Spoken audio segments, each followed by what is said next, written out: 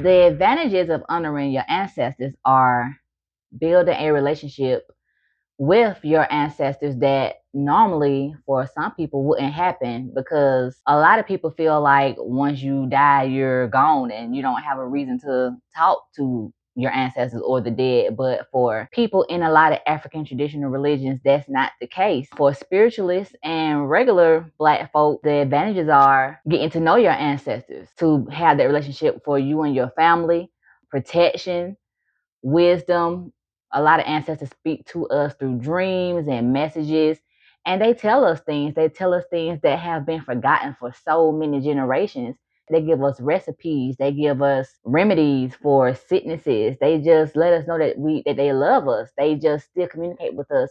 So when you build that relationship, you open the door for communication with your ancestors to be able to pass that down to your children.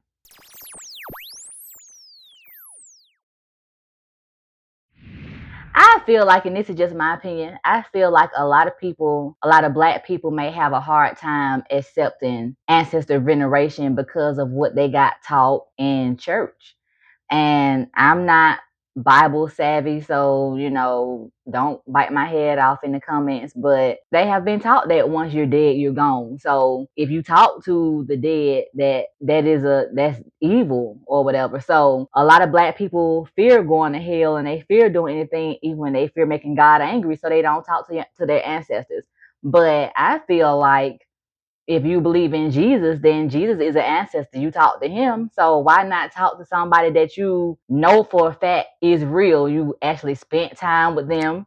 You spent time with your daddy. You spent time with your mama and your grandmama and big mama and granddad and papa and stuff like that. And you know that your papa and everybody else wouldn't be here if it wasn't for their mama and their dad and so forth and so on. So I don't understand why a lot of people are so afraid to talk to their ancestors when you know for a fact that some, not all, but a lot of our ancestors love us and they want the best for us. So I feel like, why not talk to somebody and communicate with somebody that you know have your best interest at heart?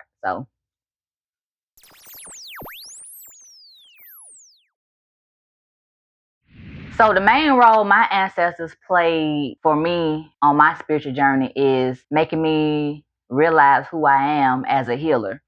I didn't really know what my purpose was for being here, in the sense of like doing what I love, because I love a lot of things. I know how to do a lot of things, but I wanted that one thing that made me feel like, okay, this is what I'm put here to do.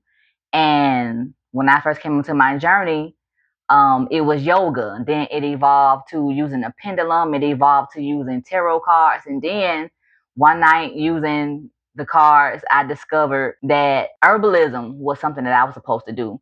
And when I first came onto my path with Ifa, it was confirmed through Ifa that you need to be doing herbalism. And come to find out, I have midwives in my family. One of my great grandmothers was a midwife. And back in the day, midwives did incorporate a lot of herbalism into their work, and a lot of hoodoo into their work to birth babies, to help birth babies into this realm. So that's what one of the things the ancestors did for me. They did a lot, but that's what they solidified for me, as to let me know that I'm supposed to be an herbalist.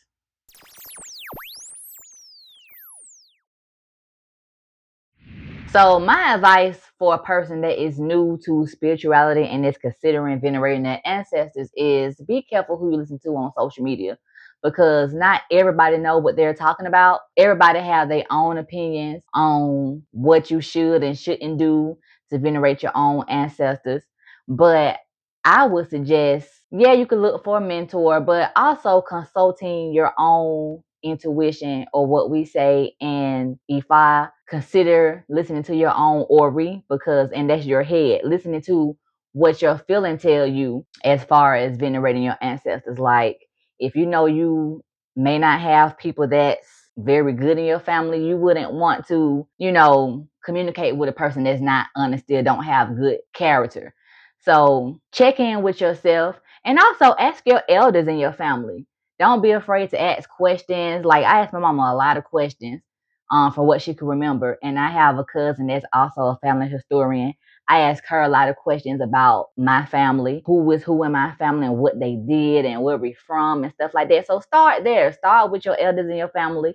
Ask them questions, and then reach out to somebody who you know and trust to give you pointers on how to start an ancestral altar or find the information about your family and things of that nature. But just start slow. Don't jump into seeing, like, you see so many people on social media doing so many different things. Don't try to do what everybody's doing. Just do what feels good to you and have a trusted person that can guide you along the way in the beginning.